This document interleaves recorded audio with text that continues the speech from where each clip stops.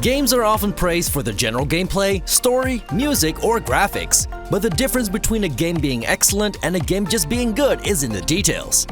Gameplay mechanics are one of the details that can make a game reach great heights. We've listed 10 great game mechanics that are heavily underused by developers. Necromorphs are going to come from every direction, and they won't stop coming until you take them apart limb by limb using strategic dismemberment. Dead Space is a horror action game with great gameplay mechanics. It allows you to dismember your enemies, making them stumble and fall before you finish them off. Creative dismemberment is something that should be applied to other games as well. Imagine wielding a sword and cutting off an arm in a role-playing game, or destroying your enemy's legs with a magical spell.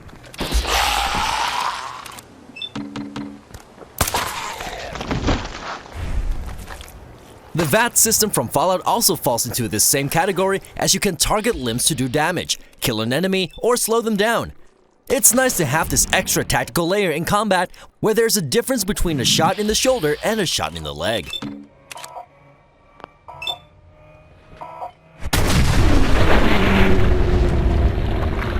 The Nemesis System creates personal interactions with your unique enemies. Every enemy will remember their encounters with you. Killed you? Now you're back? Just my rotten luck! The introduction of the Nemesis System in Middle-earth's Shadow of Mordor was the absolute highlight of the game. The idea that characters remember your actions is pretty great, but it's even better to be able to take down entire organizations by infiltrating them with the help of your enemies. Meet my claw! Perhaps you don't recognize me, because now I have a claw where my hand used to be. In Shadow of Mordor, you mind control them. But imagine how characteristics like charisma, persuasion, or just being a good fighter can make an enemy follow your lead and turn them against their own leader. This would be an amazing system for many role-playing games and games about criminal organizations.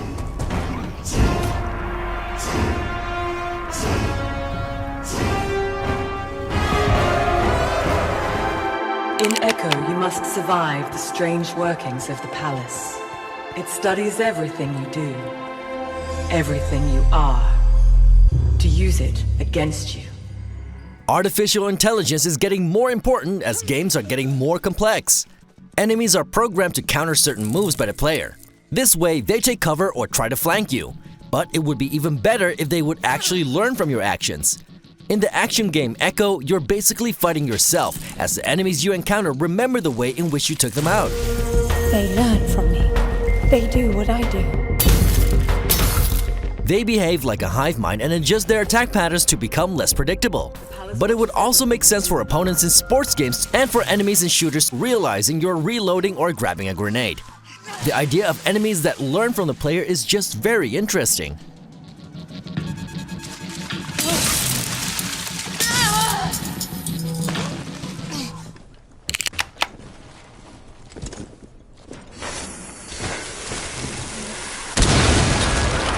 In recent years, we've been praising destruction in games.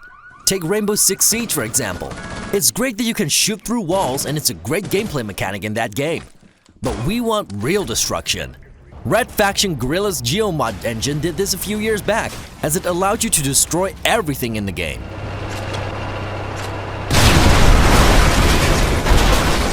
This might not be good for every genre, but we want more games that make destruction a central part of the gameplay.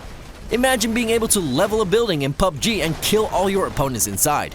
Or imagining a Diva nuke in Overwatch having actual consequences for the game environment. All this would require many considerations from both a gameplay and story perspective, but realistic destruction is awesome and we would love to see more of it.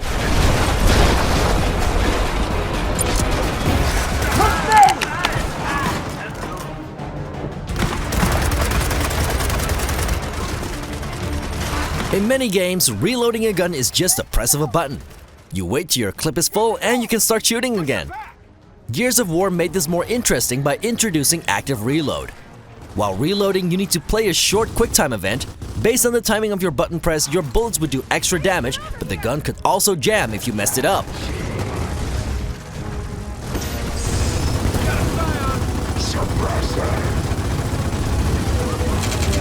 This is an interesting way to add more gameplay to an action that's quite boring. It makes combat more challenging by adding another layer to it. active reload would be a great addition to pretty much any shooter, and we don't know why it hasn't been copied more often.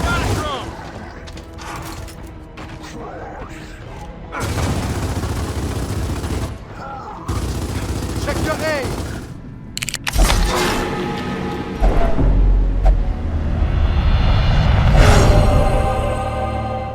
In video games, we often look at attributes.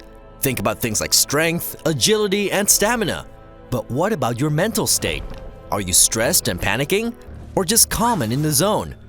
In Darkest Dungeon, you have a bar for your physical state, but also one for your mental state.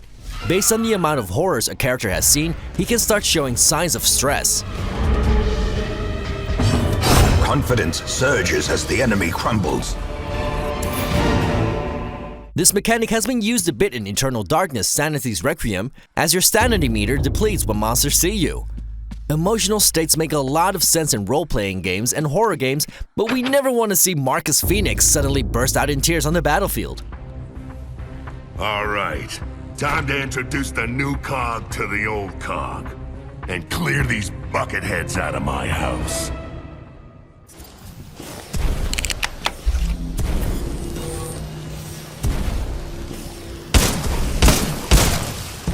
Over the last few years, we've seen multiple first-person games tackle vertical movement. Mirror's Edge introduced parkour, but Titanfall 2 did it best. The smoothness of wall running and movement in general in this game is spot on. Sliding is a viable way to dodge bullets and rush enemies. However, it's the buttery smooth double jump and wall run that really makes you feel like you're a ninja.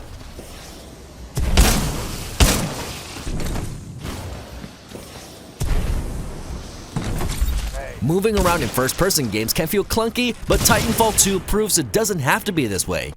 Great movement and mobility really set a game apart from the crowd.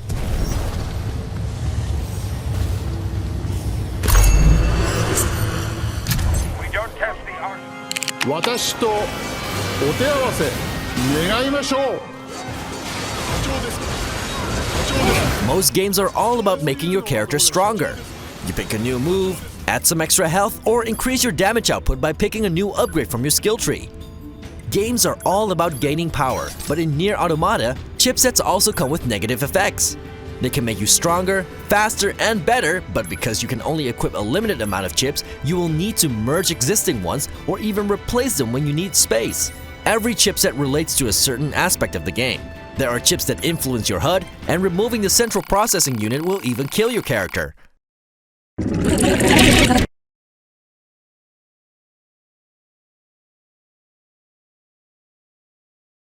This sense of choice and cause and effect is great. It adds a lot of difficult choices to a game, and we need more of this.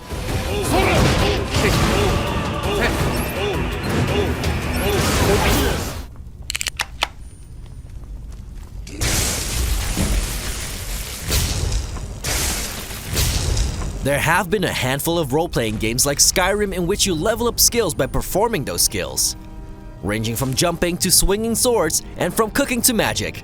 The idea that you will get better at anything just by doing it is simple, but applying this to every aspect of a video game can be overwhelming. It would be great if more games gave you XP for simply doing things.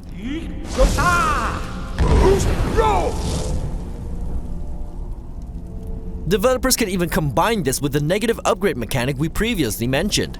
Swinging a heavy sword would make you stronger, but that would also decrease your speed and agility. The more we think of it, the more we believe this is a job for Bethesda and the upcoming Elder Scrolls 6.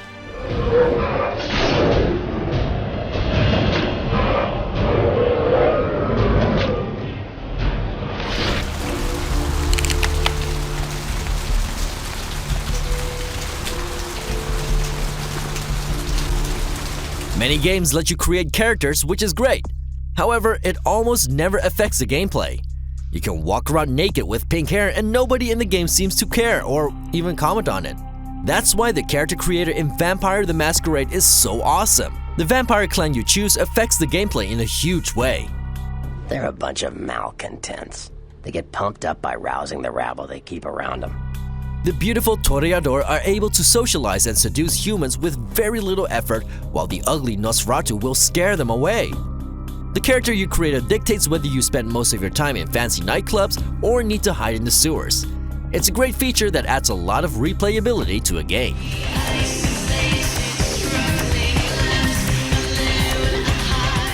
And those were 10 great game mechanics we wish more developers would copy. Are there other mechanics you really loved in a game? Follow us on Twitter, Instagram, Facebook, and YouTube and let us know. Don't regret turning on you. So do your worst.